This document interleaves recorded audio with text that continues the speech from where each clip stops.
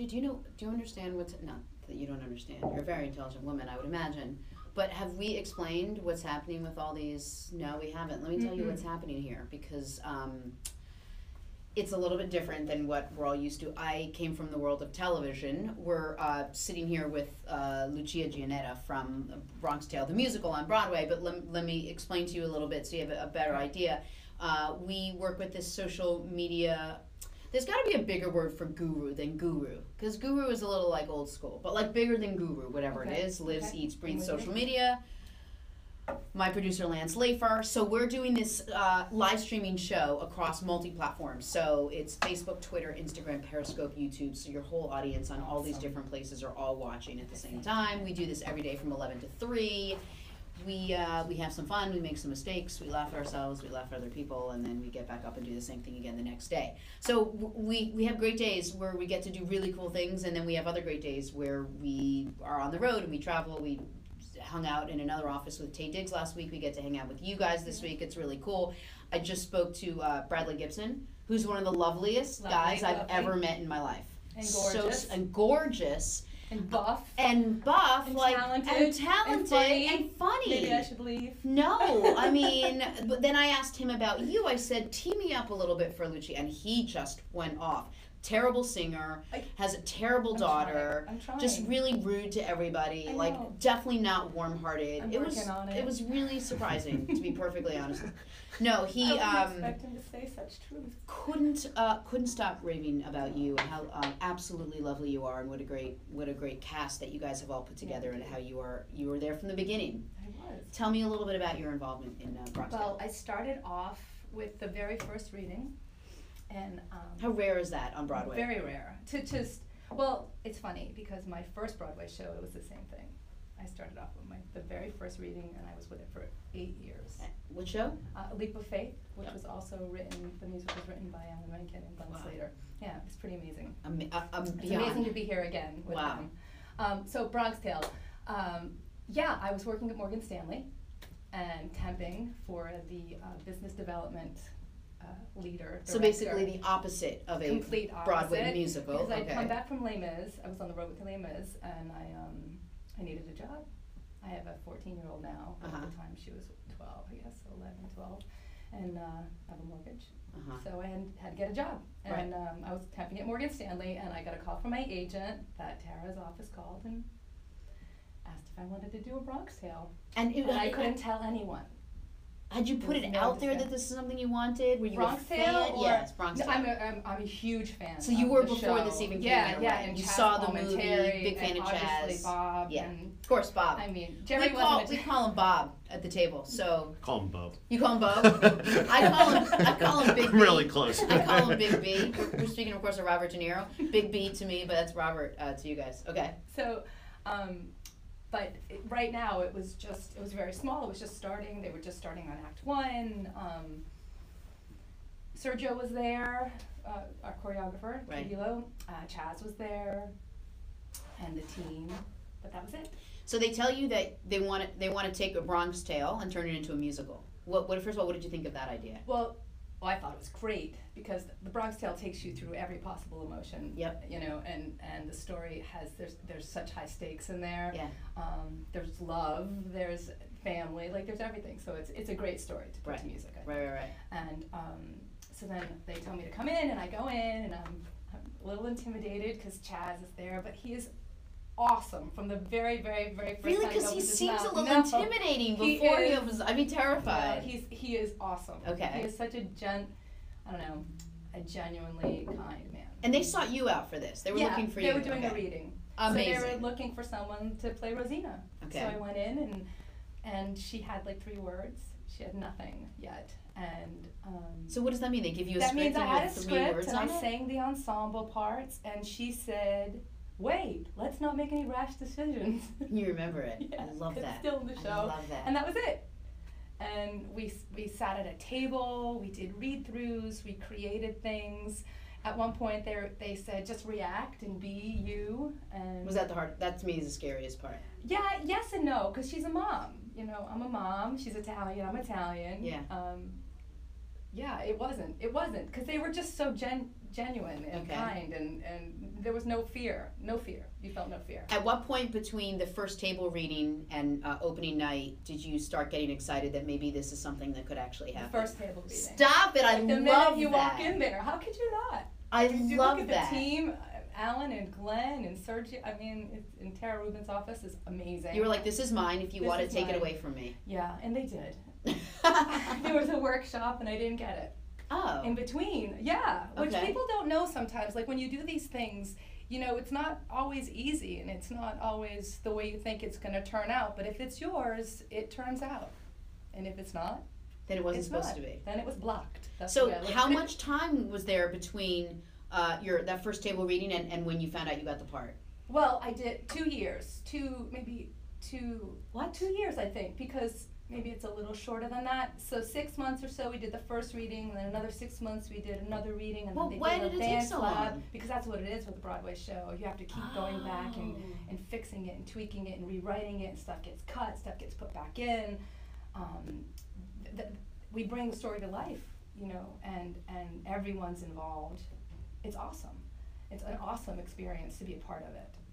We're talking to Lucia Giannetta, who plays Rosita. Rosina. On Bronx Tale, the musical, and we're talking about. I had no idea what a long process it is Yeah. from when they first want you to when the you curtain do it. goes up the And- first night. Yeah, and Wow. what's interesting too is that with this particular production, they had a workshop in between that I auditioned for, and I didn't get the workshop. And then we went back in for Paper Mill, and then I re-auditioned Oh my for God. Paper Mill. So it's really like a journey. Yeah. And sometimes I think people get discouraged or think it's just them going through something like that, but it happens all the time. To everyone. It happens all the time, and Right. it has nothing to do with you. Okay. I mean, it's hard to Yeah, understand that because it's you, but it really doesn't. It has to do with what the team is trying to see and try and learn and what's best for the show, you know? So you get the part. I got the part for Paper Mill. I auditioned. The audition process was amazing. Why? What does that mean? Terrifying and amazing. Love. It was I had never auditioned for a show in a theater. Okay. That's old school, you know, you walk Okay. in, you see that for like Chorus Line and things Oh, I like didn't that. know You that. like walk into Where the do you theater. usually do it? In We like do an it office? at a studio. So you'll go to Ripley Greer or you'll go to Telsey's office. Okay. And you audition in a Right. room, very much like this without carpet and all this, you know, with a piano. It's Yeah. very stark. And this time we went into a theater on 41st Street, Theater Row, and you went in, and there are all these like signs for Bronx Tale, so you felt very special to be Yeah. going in through all these things. Right. And I walked in there, and it was a small theater with a stage and a house, Okay. and almost my entire career was in that room. So I had Mark Hobie from Paper Mill was in there, Alan and Glenn were in there, Ron Melrose, who I've Wow. worked with before, was in there, Sergio was in there, Bob was in there, Chaz was in there, Tara Rubin's office was in there, the producers are in there, so it's a full room. And Just you retelling the story. I was telling this to Brad. It makes me intimidated. Oh, Was there any part? Was there a nerve factor at all that played in, even I'm though all- you knew everybody? Yeah, I think it's natural to walk in. Even walking in here, you know, you walk in and you're like, just let me be honest and speak Yeah. my truth. You know what I mean? So You just lovely. want to walk in Okay. there and, you know, so you're getting ready to open the door when they call you in, and you take that breath, and then you just say, it's either mine or it's not, you know. And Yeah. you walk in, and everyone was just so lovely, and I mean, it makes a difference when Right. everyone's lovely and warm and inviting, and Yeah. you're walking into a room that everyone's saying, "Hey, hi," you know. Right. And yeah, it was spectacular, and I got a work session with Jerry Zaks, which was off the hook. Uh-huh. I mean, he's amazing. I hope every actor out there gets a chance to work with Jerry. What a He's nice thing to say. incredible. That's great. Just incredible. So smart and clear and pro actor, and you learn. All you do is learn. You Mhm. watch him working with everybody else, and you learn. It's wonderful. So that was it. Wow. And I did it, and then I left. I went to the Spa Castle on 59th Street or 57th Street, turned off my phone, hung out with my friend, replayed the audition over and over and over and Yeah. over again, Yeah. and then I had to wait the weekend.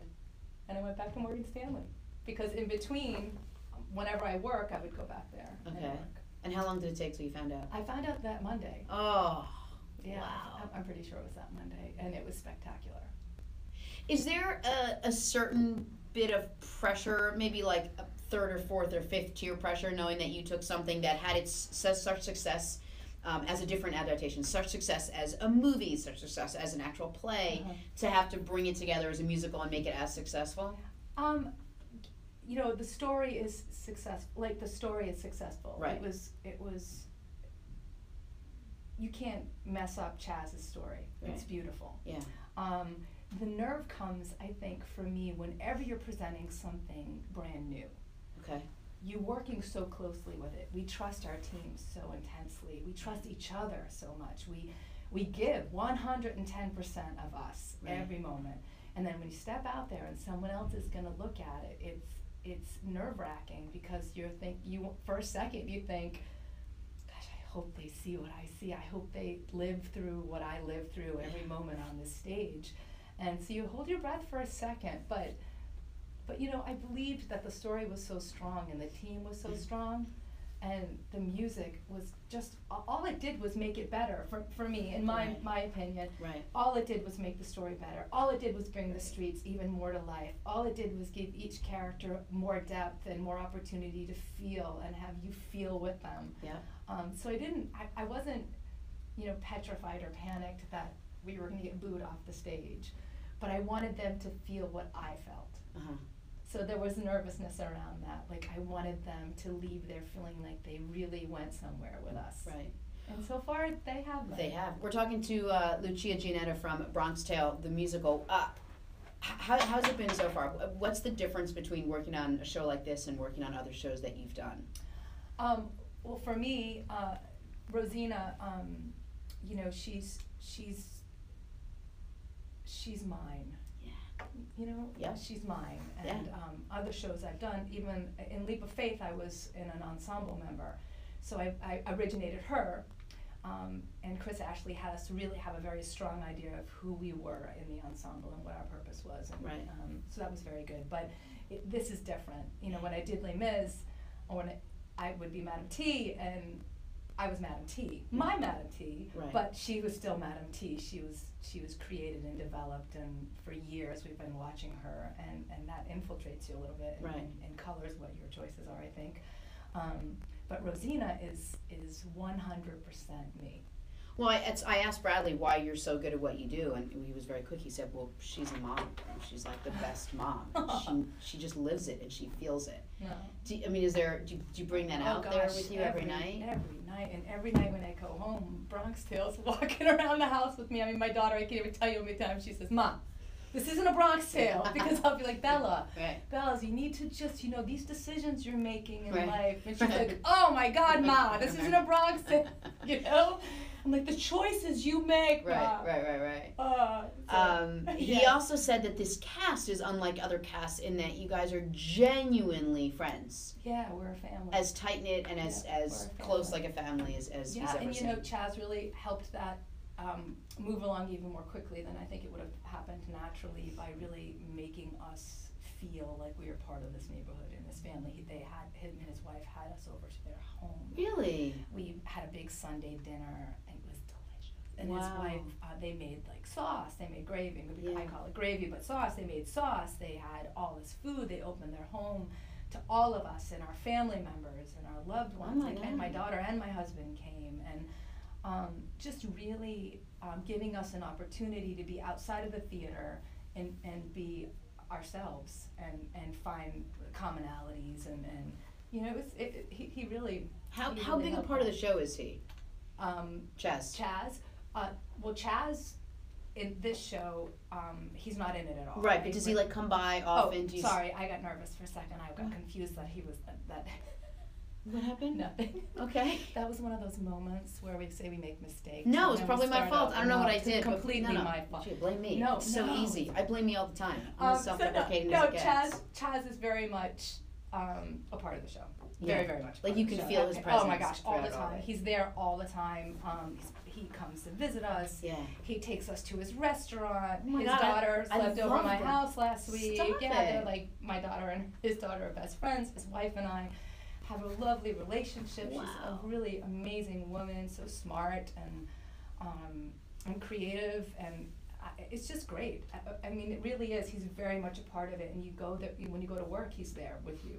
You know, when I walk on stage, I'm his mom. Like, there's a level of respect for that. Yeah. Yeah. The show's been extremely successful. Thank goodness. I mean, seriously, knock as hard Everyone as you knock. want. Everyone get tickets, or try to get tickets at least. It's so fun. There's no end date, right? You guys Thank just, God, how does it no. work on Broadway? Do you keep going, or do you run for a certain As long as amount? the people come. Okay. People keep coming. And they keep coming. Yeah, they keep coming. And it's great. Yeah. I, not even close, did like literally like 5 plays in college. Yeah. And even on the smallest level humanly possible, every night, even after the lines have been memorized and the blocking is down pat and I know everything like the back of my hand and it's just so easy and everything for me, there's always this, every night when the curtains open, there was just always this incredible sense of like excitement and euphoria and like giddiness. And Yes. do you still feel that way? Because this isn't a hobby for you. This is your job. To this on the stage. There's a joke because I get dressed on deck. Okay. Because I don't want my dress to get wrinkled, so I don't sit in it. So I walk on deck. They call it the Madonna moment. I stand there and I put on my dress. Love. And I immediately say thank you. I just look up and say thank you, thank you, thank you. Because it's an honor. It's an honor to be doing the music. It's an honor for, you know, when you sit in the theater and you're coming to a show, like you're letting me come in, right? And affect you. Yeah. So that's an honor. Working with my cast is such fun, and there's so much respect. It's so exciting. We do hugs, like everyone's hugging each other, like on the deck while they're getting ready. You hear the audience settle in. I step on my stoop, and I wait, you know, and right before the curtain's gonna come up, Lorenzo Richard Blake, who I adore, comes up, gives me my hug, and we get ready. And it's there's nothing like it. You know, Jerry says a lot that some, you know, going into the theater is, for some, it's like going into church, going into a temple. Yeah. And I feel such peace and joy and so completely and utterly me when I walk in. So. Didn't you're gonna be like, why would you even bring that up? But didn't Richard Gere say that to Julia Roberts in Pretty Woman about the opera? People either love it and it becomes part of who they are for the rest of their lives, or they will forget it and they'll never go back and see the opera. But if you love it, be prepared to love it forever and worship it and all of it. Now, granted, I'm giving Richard Gere much better lines than they did. But I'm just telling you that's what it was. Are you superstitious at all? Besides the hug, is there something you do every night before you go on stage? No, there's not. Yes, there is. See, we're fellow actresses. We understand. Oh my gosh, there is. Because we both come from the same world, guys. There is. Of course, let me hear it. Okay, so when the in the show, I don't want to ruin anything for anybody who hasn't seen it, but there's an incident that happens in the show. Okay. And so when that incident happens, I run on stage, but I'm behind the set. Okay. And there's a loud noise, and my fingers are in my ears, and a loud noise, and then Richard and I will commiserate for a second, and then another loud noise happens, and when it's done, I kiss my hand and I touch my grandfather's name, who's on the back of the door. So my grandfather, his name is Felix Volpe, and on the set, back in the day, Volpe was a senator, so they have a newspaper clipping that says Volpe. Wow. So I touch his name. And that's not part of the show? No, it's not part. Nobody sees me, because I'm behind everything. Love that. So I say thanks to my grandpa, my papa. What a cool thing to know. So if you go see the show, you know that's happening. Yeah. So I was going to see the show last night, but I had this award ceremony, and then my daughter got sick, and a million things happened. So I do want to see the show. So what's your favorite part of the show? Like, what will I love the best? Oh my God, what will I look forward to? I don't know. You know, when do I not go to the bathroom? Just kidding. Don't ever go to the bathroom. I'm never going to the bathroom Squeeze again. Do this. Yep, wait all for of it. Intermission, Telling and you. then run. Okay, I won't even go in intermission. Yeah. You can go in intermission. Not much happens. Something. But then, you know, Bob might be there, or Chaz, or someone might not. Okay, I'm never going to the bathroom again. Like, from this point forward until I end the show, I'm never going to the bathroom. My favorite, listen, I really don't have a favorite because it's awesome. Yeah. You know, we have our little C, is Hudson Lavaro, who is you just want to just eat Squeeze him him up, up, and right? he's got such like natural swagger, and like I don't know, you look at him and you're like, are you like 20? I don't understand. So cute. He's awesome. And then Bobby, when Bobby has his moments, you know, and Nick, The Great Ones is a great song. Okay. You know, Richard Blake as Lorenzo closes the end of Act 1. Ariana's duets. I mean, I can't say. I love my moment. Yeah. I love my moment because it's a real, it's so intimate. Yeah. And it helps the audience and people understand the family and what's happening. So that's like a really beautiful moment for me. Yeah, I love it all. I'm sorry, I can't give you a specific. That's okay. This show seems like it's such a part of who you are. It's almost like this character was really written for you. It's hard to imagine what life would be like after a Bronx Tale, but do you ever think about it? Is there a show out there now that you would love to work on? You know, I'm open to work on anything. I think that... Bronx Tale 2, the musical. Yeah, I think we'll go back. We'll do Bronx Tale 2. We'll start over when Rosina and, you know, Lorenzo start out. I love that's it. Good. That's yep. good. When they're infants. I don't know. I'd love to do TV and film. I'm trying to work into that right now with my agent, and that really interests me. It's not something I've ever pursued before, but now I really feel like I want to do that. Sure. And I don't know. I'm open to anything. Like, I sort of feel like I just want to try it all. Yep. And experience as much as I can. You know, it's a gift being able to be at home and working a show at night, you know, because Broadway shows aren't necessarily, for me anyway, they weren't year after year after year after year that I was doing Broadway shows. I had to do a tour, I had to take a temp job, I had to, you know, so to be working now and have a minute to live the life, have my daughter, you know, be down the street and come and see me, you know, in between, and I just love my life the way it is, and it frees me up to really be able to explore other things and still be performing at night and not have to give up one thing or another. It just affords me that opportunity, and I'm really grateful for that.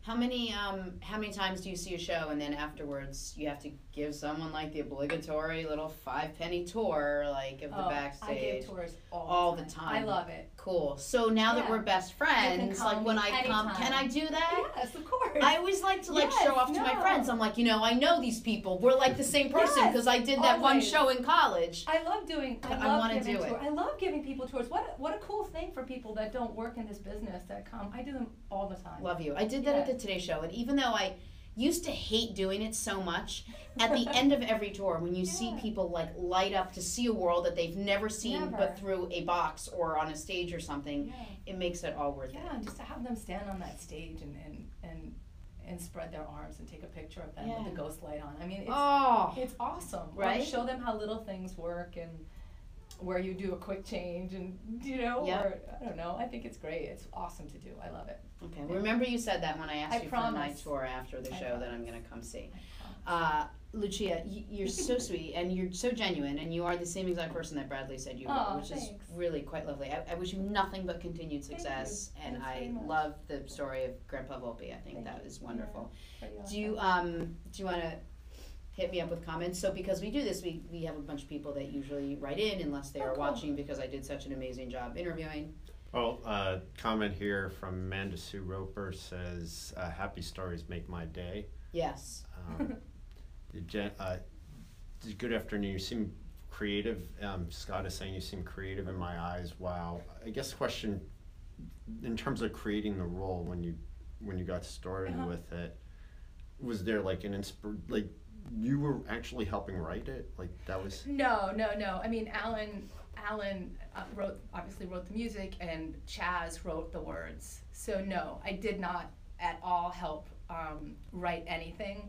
But we sat together and But you helped bring this character to life. Yeah, I mean, yes, they trusted me enough to let me bring her to life. That's exactly it. So they give you the words to say, and you put some heart into it, and stakes and fear and love and all that stuff that happens in life, especially when dealing with your child. Lance, you don't get it. You're not an actor. Like, you don't understand what we understand. Of course not. Yeah, like if you did, like if you were a SAG member, you would understand. DM1 says, bravo, Lucia, Jenna, and crew. Thank you. Sorry, okay. That's- It's okay. I'm not even a. You're a terrible reader, Lance. Like, Fine. if you're not a reader like us, Tri- you're not gonna get it. Trisha Mendez Schilling says, first of all, A Bronx Tale is on my list to see the next time we are in New York City, and she has a follow-up question. Do you have any advice for my Broadway hopeful son? Yes. If I could go back and do it again, what I would do is truly, utterly learn to be 100% comfortable in my own skin. So whatever he can do to really be able to embrace himself and his uniqueness and his heart and his mind, whatever he can do to do that, whether it's taking classes that make him uncomfortable or like taking huge risks that he fails at, that's what I would suggest, because we go into this business sometimes trying to be what other people want us to be, and that's when you lose time.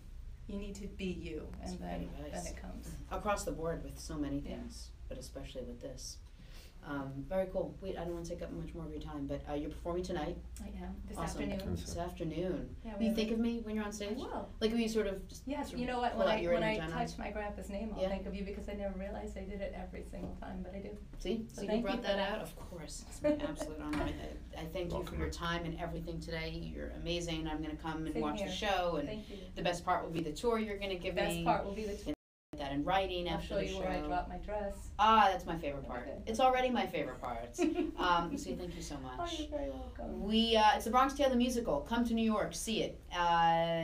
Make plans to see it. It's worth it. And you know how I know? Because you can't get tickets. So good luck with that, guys. Get tickets when you can. Exactly. We're gonna take a break and we'll be right back. Thank you. Let's grab a picture. Very cool. Awesome. Thank you. Awesome. Can we take a picture? Oh, God, yeah. Beautiful. Try not to get our feet. Okay, we're anti shoes today. Or hips. Or No hips. hips No or hips. feet. Or feet. We decided.